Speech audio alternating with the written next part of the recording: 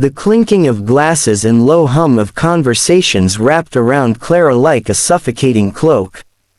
She sat across from Alexander Reid, her back rigid, her fingers locked together in her lap as though she could hold herself from trembling if she gripped tightly enough.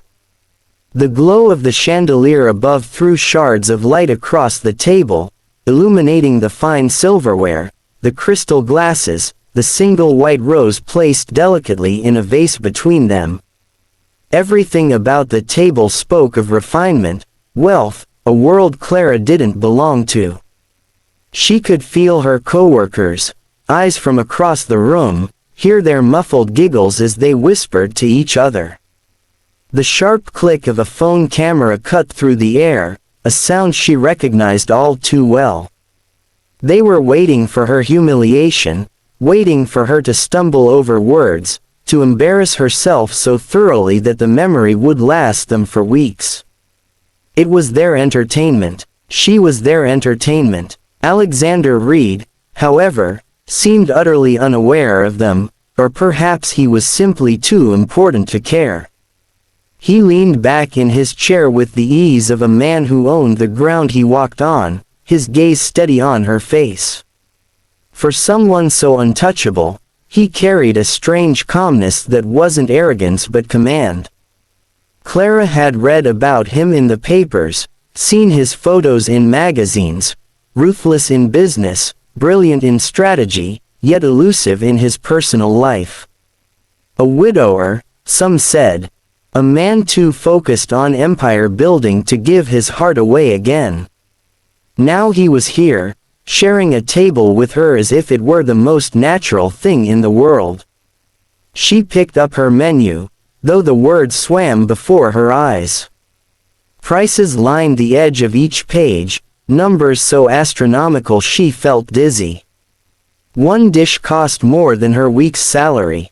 Her throat tightened. How could she order anything without looking foolish? She considered asking for just water, maybe a simple salad, but even that felt like stepping into dangerous territory. He must have noticed her hesitation because the clinking of glasses and the low, velvety hum of chatter washed over the restaurant like a tide, steady and ever-present. Yet Clara felt as though every sound was amplified only to remind her she didn't belong. She sat across from Alexander Reid with her spine as stiff as the chair's wooden back, her fingers clasped together in her lap until her knuckles paled. The chandeliers hanging above scattered their golden light in fragments, landing on polished silver, crystal glasses, and the ivory tablecloth that looked too pristine to touch. A single rose stood in the center, caught between them like a fragile witness to something about to unravel. Across the room, at the booth tucked neatly against the wall, her coworkers lurked like shadows. She had seen them the moment she turned her head slightly, Susan with her sharp grin, Jared with his phone tilted just enough to capture every angle, Mia hiding her laughter behind a glass of wine. Clara could practically hear their whispers even from here, sharp darts meant to pierce her skin, meant to watch her flinch and bleed in front of an audience. Their prank was working, she was already unraveling inside. They wanted her humiliation, and she had walked right into it like a lamb into a slaughterhouse. Yet none of them had accounted for Alexander. The man sat across from her as though she were not a spectacle but a partner, as though he hadn't noticed the mocking eyes trained on them. His posture was calm, one arm resting on the edge of the table, his gaze fixed on her in a way that made the air between them charged. Clara wanted to shrink under it, yet it pinned her in place, refusing to let her bolt. She had seen his face in magazines, headlines declaring him a genius, a cutthroat businessman, a titan who bent industries to his will. And yet none of those glossy photos had prepared her for the weight of his presence, for the storm-gray eyes that seemed to see more than she wanted anyone to see. She picked up the leather-bound menu, pretending to study the words though they blurred into nonsense. Each dish carried a price that made her stomach flip. $70 for an appetizer. $150 for an entree. Her entire monthly grocery budget could vanish in a single order here. She considered asking for nothing but water, maybe a small soup, but even that felt dangerous. If she ordered too little, she'd look odd. If she ordered anything, she'd look ridiculous. "Do you like Italian?" Alexander's voice slid into the silence, deep and even, almost gentle. She lowered the menu, blinking behind her glasses. Yes. I mean, I like pasta, but..." "Good," he interrupted smoothly. "Their handmade ravioli here is exceptional. And the sea bass is worth remembering." There was no question in his tone, only quiet certainty, as though he were making a decision for both of them. He lifted his hand, and instantly a waiter appeared, standing with the poised deference reserved for men like Alexander Reid. Without glancing at Clara, the waiter turned his attention fully to him. "2 of the ravioli," Alexander said, "and a bottle of the 2010 Barolo." "Yes, sir," the waiter replied with a bow before gliding away. Clara's cheeks burned. She hadn't spoken, hadn't chosen, hadn't even given an opinion. Yet there it was, the decision, sealed and done. A part of her bristled at being so dismissed, but another part sagged with relief. At least she hadn't been forced to reveal how little she understood of this world. She lowered her gaze to her lap, her fingers twisting together until she realized Alexander was still watching her. He didn't say anything at first, simply studied her like she was a puzzle he intended to solve. Finally, he leaned slightly forward, his voice quieter, meant only for her. "You don't like being laughed at." The words hit her like ice water. She looked up sharply, her lips parting, but no defense came. He knew. Somehow, with a single glance, he had pulled at the seams of her carefully stitched composure. Her coworkers' muffled laughter drifted over, confirming his observation. Clara swallowed, her throat tight. "No one does," she murmured. "Some handle it better than others," he said, eyes never leaving hers. "You absorb it, you let it weigh on you, but you don't strike back." She blinked, caught off guard by his precision. "I don't see the point," she whispered. "What would striking back do?" "It would show them you're not afraid," he countered, his voice firm, carrying the authority of a man who never allowed anyone to mock him twice. She shook her head, her hair brushing against her cheeks. "People like me don't fight back. It only makes things worse.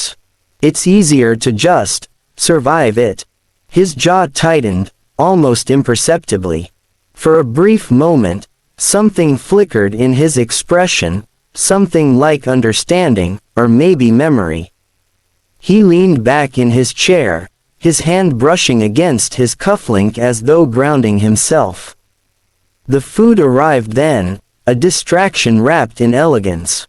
Plates of golden pasta, steam curling upward with the scent of sage and butter. The waiter poured the wine, crimson swirling into delicate crystal glasses that glinted under the light. Clara stared at her plate, appetite strangled by nerves, but Alexander picked up his fork and cut into the ravioli with ease, as though this were the most ordinary evening of his life. He ate slowly, deliberately, then looked at her again. "Try it." Obediently, she lifted her fork, cutting a small piece. The pasta melted on her tongue, rich and layered with flavors she could hardly name.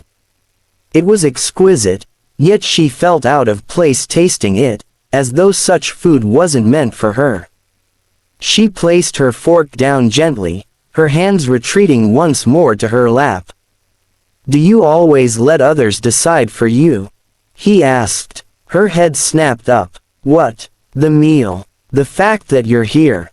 His eyes narrowed slightly. The way you're sitting, waiting for permission to breathe. Do you always give away that power? Her chest tightened. I didn't. This isn't.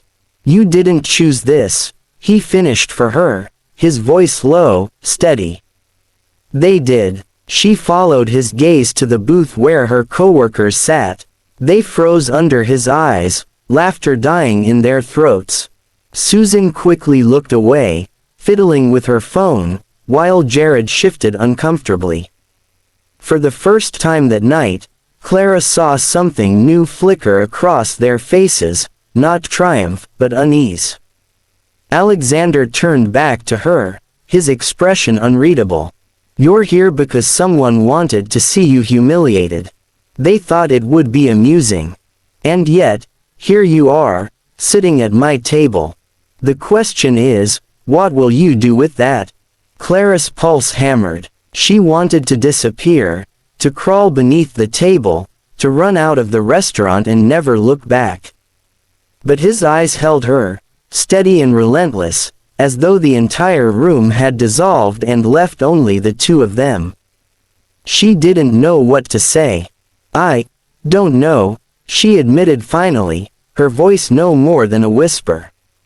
He studied her, then lifted his glass of wine, swirling it slowly. Most people come into my life wanting something. Money, influence, proximity. You don't want any of that. I don't belong here, she said softly. For the first time, his lips curved, not into a smile exactly, but into something softer, almost amused. Neither do I. Her brow furrowed. You own this world. He shook his head slightly, his gaze distant for a moment. Owning it doesn't mean belonging to it. Silence stretched between them, heavy but not uncomfortable.